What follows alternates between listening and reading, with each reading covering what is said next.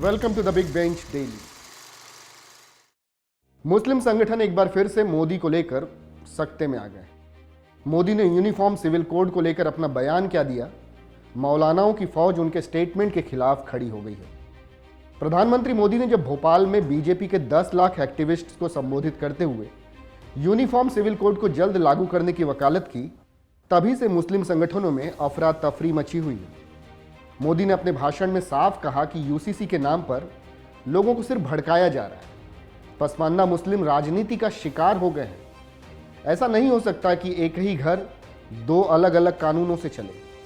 आगे मोदी ने यह भी बताया कि बीजेपी अब इस भ्रम को दूर करेगी। परिवार के एक सदस्य के लिए एक कानून हो, परिवार के दूसरे सदस्य के लिए दूसरा कानून हो, तो क्या वो घर चल पाएगा क्या?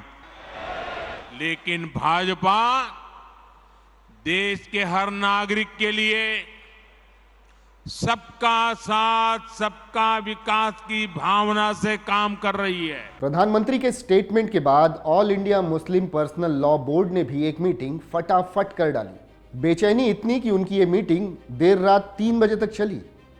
निर्णय भी वही लिया गया जो बोर्ड हमेशा से लेता आ रहा है, यूसीसी से जुड़े प्रपोज्ड कानून का विरोध।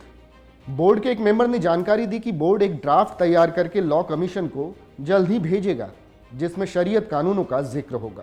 आने वाले दिनों में यूसीसी से जुड़ी बातें आपको अभी और सुनने को मिलेंगी, लेकिन पहले आप ये जान लीजिए कि यूसीसी आखिर है क्या। यूसीसी सभी धार्मिक समुदाय पर लागू होने के लिए एक देश एक कानून की बात करता है। इसका सीधा मतलब है कि शादी, तलाक और जमीन जायदाद के हिस्से में सभी धर्मों के ऊपर केवल एक ही कानून लागू होगा।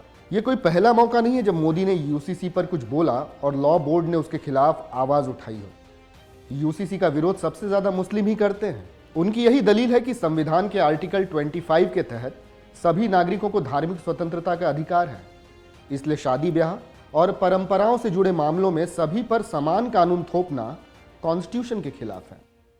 बिग बेंच पर बैठकर सोचने वाली बात यह है कि इतने समय से यूसीसी की बात चली आ रही है, अब तक किसी सरकार ने इसके इम्प्लीमेंटेशन को लेकर कोई कदम क्यों नहीं उठाया? अगर देश के कॉन्स्टिट्यूशन में नागरिकों के समान अधिकार की बात कही गई है, तो फिर इस बात पर इतना हो हल्ला क्यों होता है? जिस तरह से मोदी सरकार ने आर्टिकल 370 और राम मंदिर निर्माण में जो तेजी दिखाई थी, कुछ उसी तरह से इस बार यूसीसी को लेकर दिख रही है। मोदी के इस बयान से यही लगता है कि सरकार इसको लेकर कानून जल्दी ला सकती है। यह कोई छुपी बात नहीं है कि मुस्लिम औरतों के अधिकार मर्दों के मुकाबले कम है। यूसीसी के आने से समाज का उत्थान होगा, एक बदलाव आएगा जहां औरतों और मर्दों का दर्जा एक जैसा होगा। 75 साल के बाद मोदी का नारा सबका साथ सबका विकास सही मायनों में सार्थक हो पाएगा। अधिकार के इस खाई को पाटने के लिए यूसीसी से बेहतर और कुछ नहीं है। वैसे यूसीसी दरअसल है क्या, इसको लेकर एक डिटेल में वीडियो हम पहले भी बना चुके हैं। उस वीडियो का लिंक हम डिस्क्रिप्शन बॉक्स में डाल देंगे, ताकि ज़्यादा से ज़्यादा ये बात लोगों तक पहुँचे कि यूसीसी के मायने क्या हैं और उसका किस तरीके से देश को फ़ायदा होने जा रहा है। Keep watching the big bench daily.